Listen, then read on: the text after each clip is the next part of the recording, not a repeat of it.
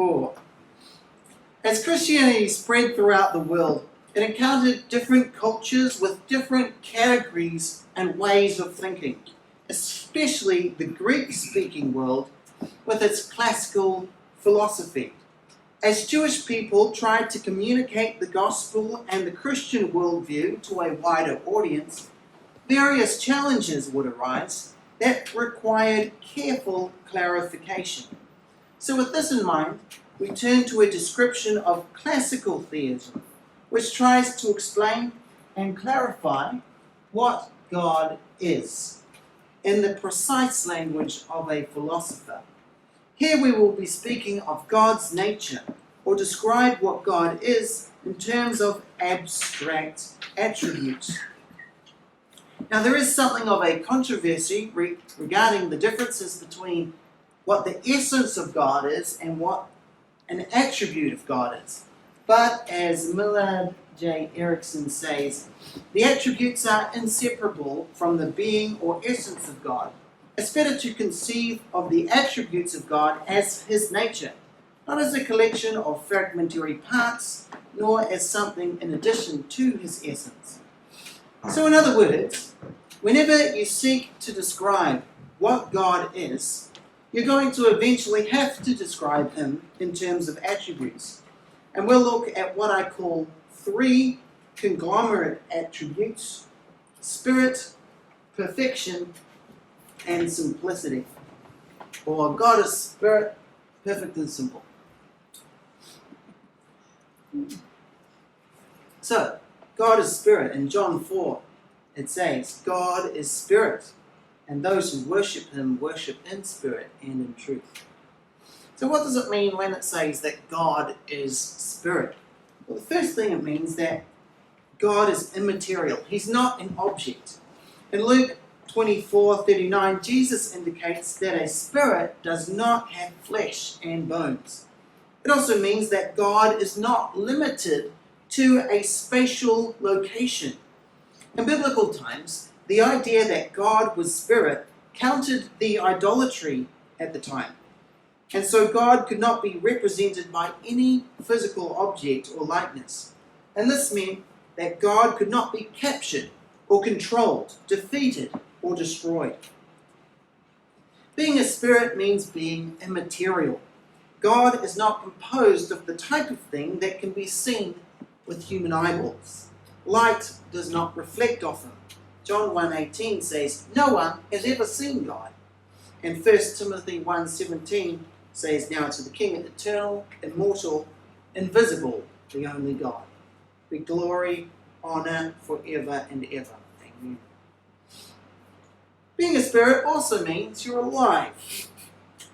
Now, God's existence is most often assumed in the Bible. It's sometimes just asserted, but it's never argued for. So existence is thought of as one of the most basic aspects of his nature. And to say that he is alive is to say that he is the true God. No other God exists. Jeremiah 10 mockingly speaks of other gods as foolish and senseless, even worthless, being made by human hands. But then quotes in verse 10, but the Lord is the true God. He is the living God, the eternal King. Unquote. The sentiment is repeated in 1 Thessalonians 1:9. But God also has a special kind of life. The name of God in Exodus 3:14 translates I am, or I will be.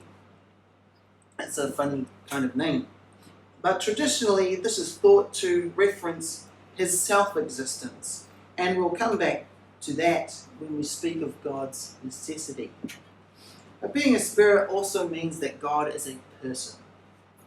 The Bible represents God as personal. He is an individual with self-consciousness and will, rational and relational, capable of feeling and able to make choices.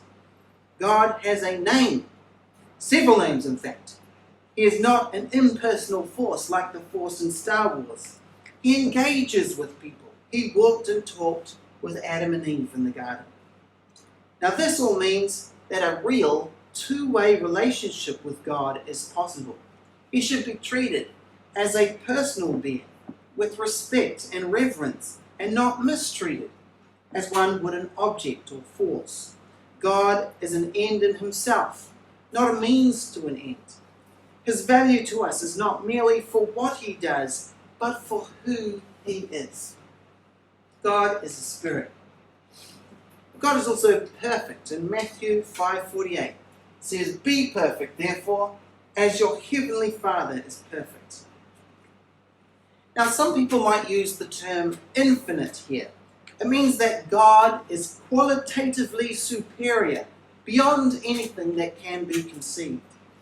It is not possible to better any of his superlative attributes, like being all-powerful or all-knowing or all-loving, etc.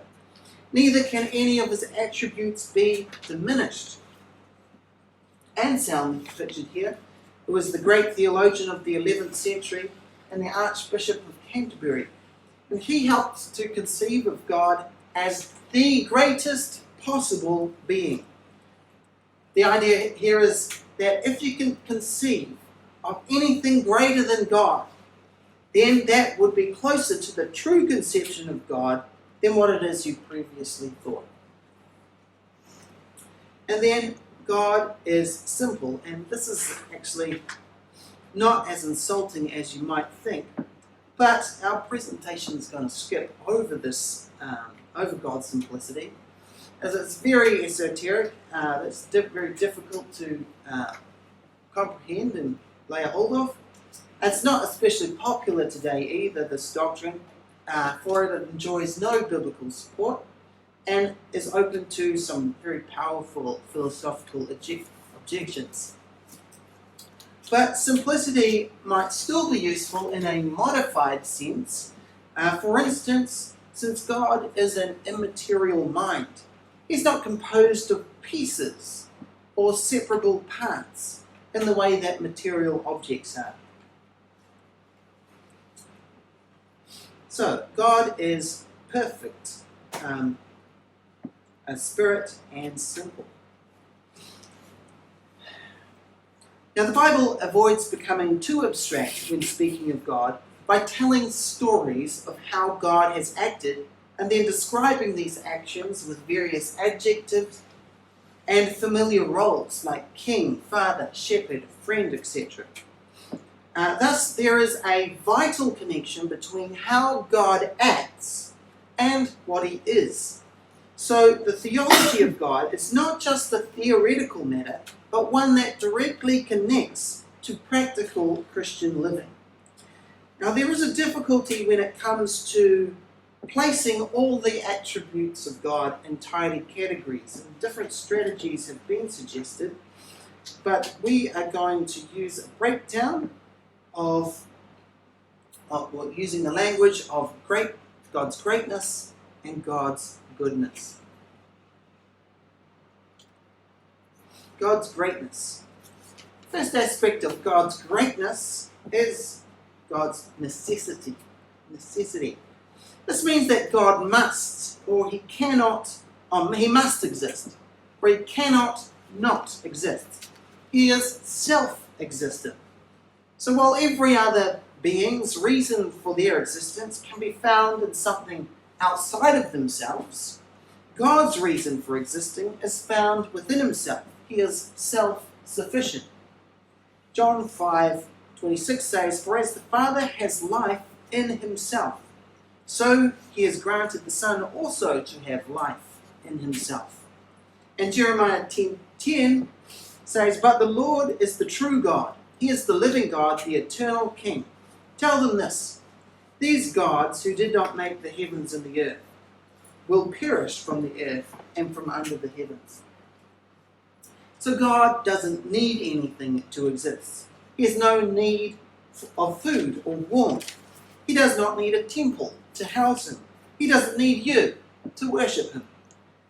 Some critics or skeptical people ask, who created God? But this is like asking, what caused the uncaused cause? Or what was the beginning of the beginningless beginner? It's obviously a nonsense question.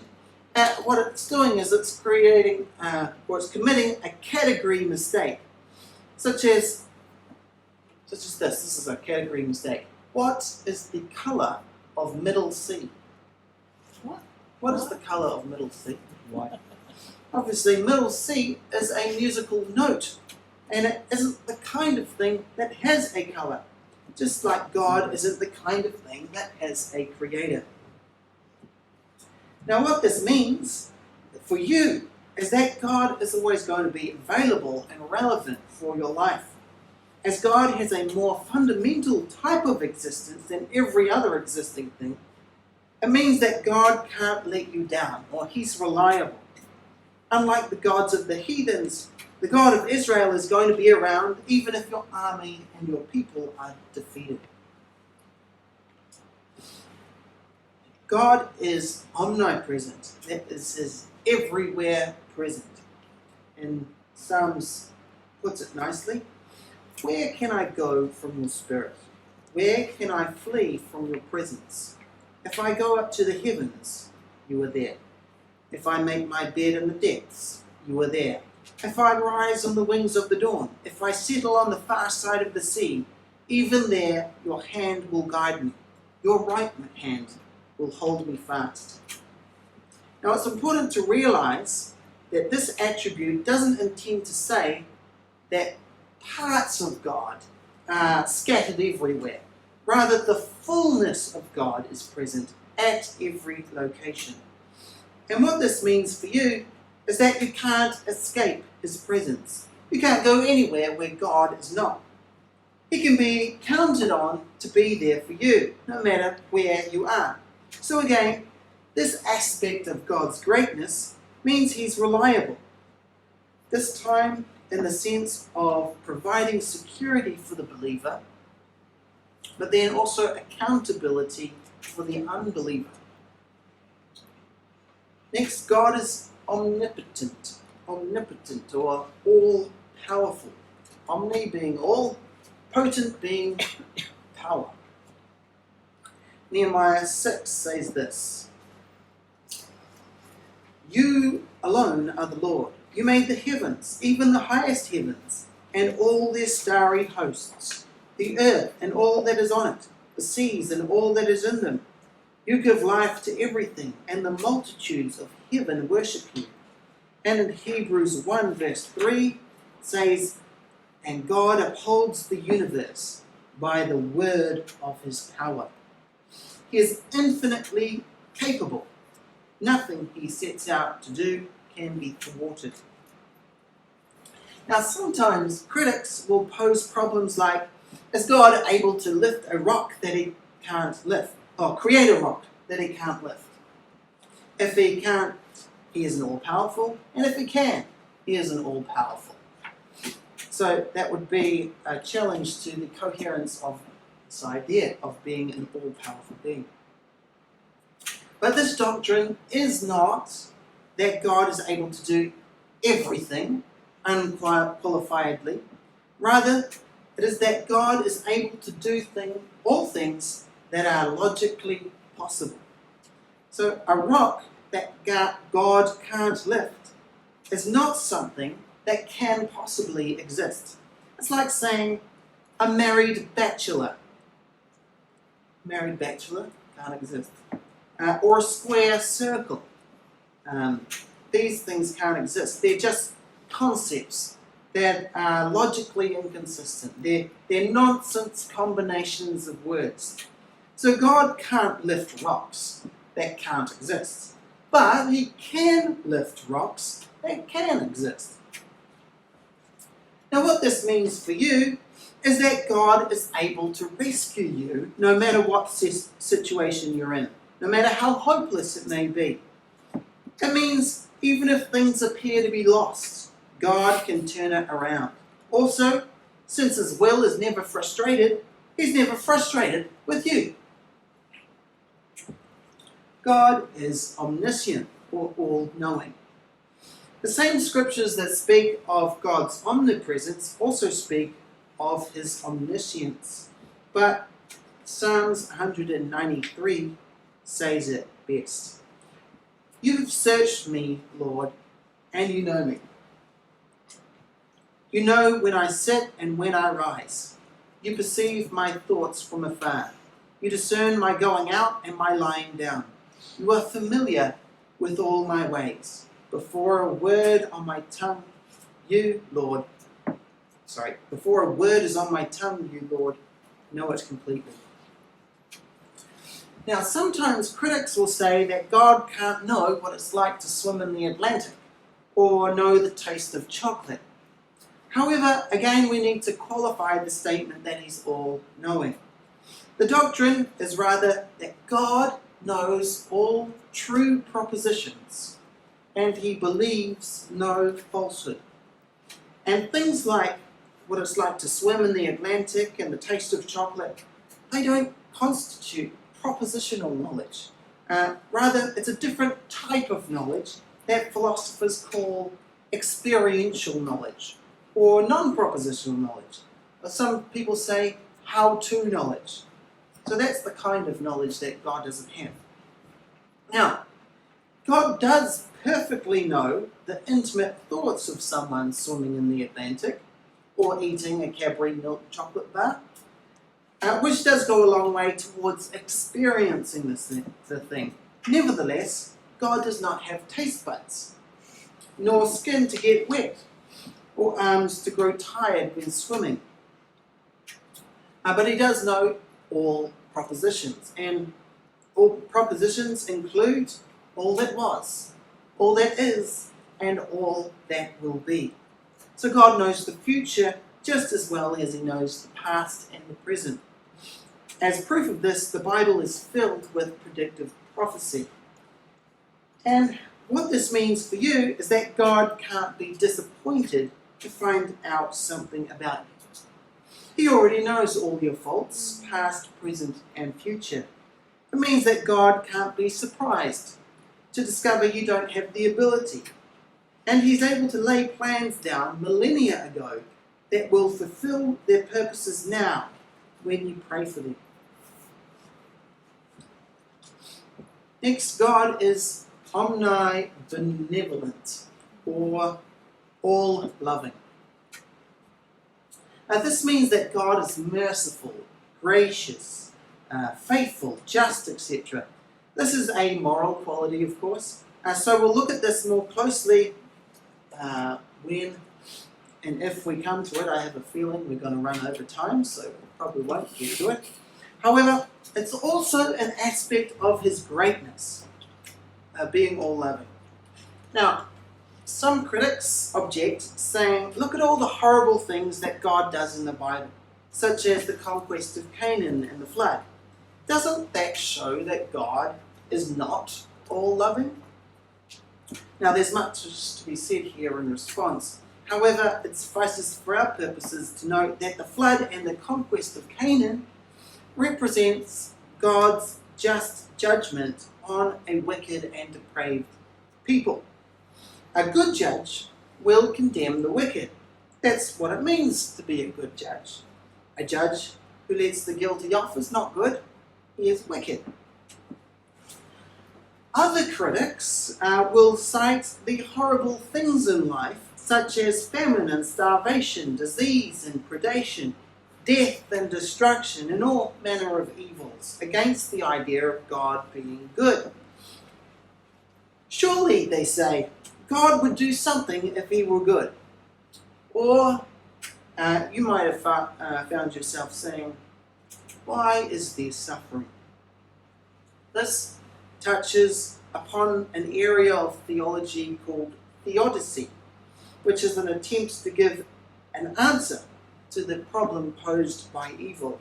And again, there's much to be said in response to this, including the fact that the problem actually runs a lot deeper than just external evils. But suffice to say here that evil isn't something God created.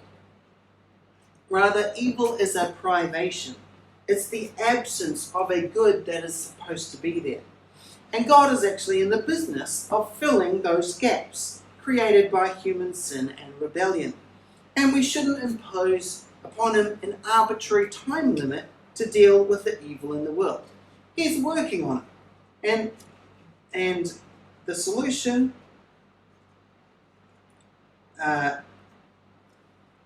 he's working on the solution, and his goodness is the guarantee that in the fullness of time, the scales of good and evil will eventually tip in God's favour. And this means that all his plans for every individual are for the good. God wants you to be the very best version of yourself, and he'll do everything within the scope of his good purposes to bring about the best possible world. The best possible world is what theologians call heaven. As God's goodness is a more fundamental reality than the evil in the world, you cannot rely on his promises. Next, God is immutable, which means unchanging. Malachi 3:6 says, I, the Lord, do not change. And these scriptures here speak of God's constancy. God can't increase in anything because he already has perfection. God can't decrease in anything, for that would be to lose a perfection. And that means that God does not change his mind or amend his plans. And Numbers 3:19, that scripture contrasts God's plans with man's plans. Unlike man's plans, which are alterable, God's plans are unalterable. Now, what then do we make of scriptures that indicate that God changed his mind? Sure, you might be thinking of a few. What about those scriptures where it looks like God experienced grief or sorrow? It's important to realize that the Bible isn't a book of systematic theology or philosophy. It's rather a book of stories and filled with the literary techniques of the storyteller's art. We therefore take the clear passages and interpret them in the light of the unclear passages. That's the other way around, isn't it? We take the unclear passages and interpret them in the light of the clear passages. And we interpret the narrative passages in light of the didactic or the teaching passages. And doing this, we see that these are anthropomorphisms, or descriptions of God's actions and feelings in human terms, from a human perspective. So God is made to look like a human for the sake of communicating how he feels and how he acts. Now, sometimes those type of things, like God changing his mind, might refer to a new stage of God working out his plan, or the change of orientation due to groups and individuals' relationship with God. You think of Jonah and Nineveh, how Nineveh changed their mind, they wanted to repent, and so God changed his mind because they had changed their mind. Now, some critics say that this doctrine makes God rather cold and aloof and unaffected by emotions. That's called the doctrine of impassibility. But this criticism draws heavily upon the Greek ideas of what the ultimate being is like, which includes immobility and sterility. For Greek thinkers like Plato and Aristotle, God was the unmoved mover. But in stark contrast is the Bible's portrayal of God, a dynamic and active being who involves himself in history. And when we return to the biblical picture, we see a God who's frequently emotional and affected by his creation. So when we think of God as unchanging, we shouldn't think that this refers to the substance of God, but rather we think instead of his moral character. It's his moral character which remains unchanging. So what this means for us, again, is that God can be relied upon. It's not just that he is good, but he always will be good. Psalms 102 concludes like this: "The children of your servants shall dwell secure. Their offspring shall be established before you." So in other words, the promises of the Lord are guaranteed. Next, God is eternal. Psalms 90 verse 2 says, "From everlasting to everlasting you are God." And Revelations 4:8 says, "Holy, holy, holy is the Lord God Almighty, who was and who is and is to come." And those scriptures there speak of God as having an everlasting duration. So God is therefore everywhere in time. But then, on the other hand, we have scriptures that suggest that God is not in time. Titus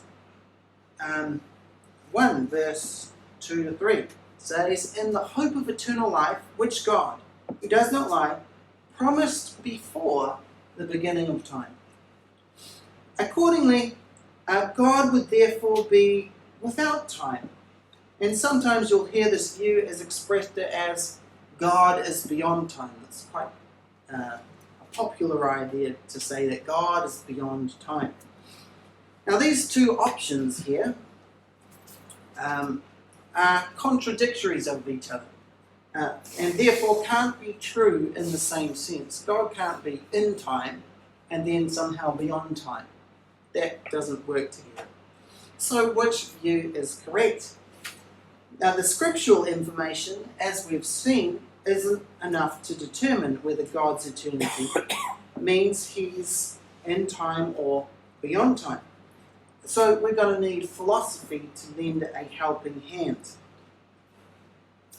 But after all the philosophical and theological arguments are considered, we're still going to need a model to make sense of the full range of the biblical data.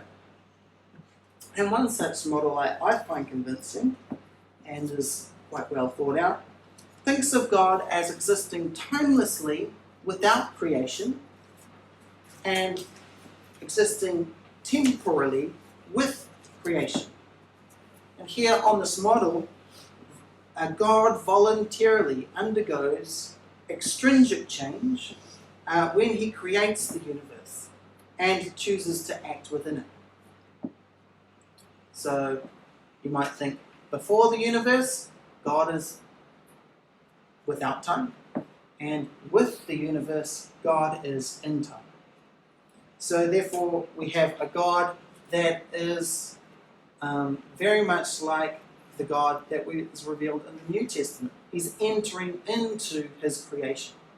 He is becoming part of it and involving himself in it. Now what this means for you is that not only has God always been around, but he always will be around. And again, he can be relied upon to be there for you. God has acted in the past, and you can expect him to act in the future. So God is necessary, omnipresent, omnipotent, omniscient, omnibenevolent, immutable, and eternal. And to sum up, God does have limitations, as you can see. But these limitations, they aren't artificial, or they aren't imposed upon him from the outside himself. They are limits imposed by his own nature. God can't be anything that he is not. For instance, we've seen that there are certain things that God can't do. As a necessary being, he can't fail to exist. As an omnipresent being, he can't leave you alone. As an omnipotent being, he can't fail to do anything he sets out to do. As an omniscient being, he can't learn. As an omnibenevolent being, he can't do evil. As an immutable being, he can't be less perfect than what he already is. As an eternal being, he is never and will never fail to exist. And these are all aspects of God's greatness. And looking at God's goodness, we will focus on his moral qualities, and it's the goodness qualities that the Bible emphasizes, possibly more, because people were not so familiar with the idea of gods being morally superior. Ancient gods were generally fairly poorly behaved. So the Bible does take pains to tell of the qualities of God's goodness. However, if I was to go on, it will be another 15 or 20 minutes or so, and I've talked way too long. So I'm going to skip to the end of my notes and trust that when I send you my notes, you may enjoy my writing. But to sum up, God is a morally perfect being. He's holy, loving, and true. Again, we find that there are things that God can't do. As a holy God, he can't sin. As a righteous and just God, he can't approve of what is evil and disapprove of what is right. As a loving God, he can't desire anything less than the best for you. As one who is genuine, he can't represent himself as anything other than what he is.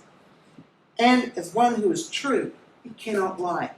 As one who is faithful, he can't go back on his promises. And so, we've got a great cause for hope and abundant reasons to adore him. His character is the pattern for our character, and our behaviour should reflect his behaviour. He is the supreme being, and if we have understood this correctly, we will make him our Lord and the object of all our affections. Now, in our day, it's really common to fit God into your life, instead of fitting your life into God's life. We need to let God orientate our direction and order our lives, and this begins by understanding who he is and what he is. He is the Lord God, not us. He said, "Thy will be done, not my will be done." We exist for his glory, not he for ours. So when we stand before him, he does not stand before us.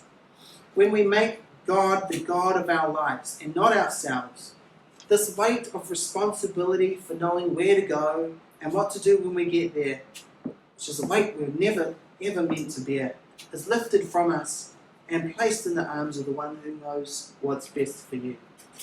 And that is the end of the presentation, lecture number 4. Next time, we're going to look at the doctrine of the Trinity.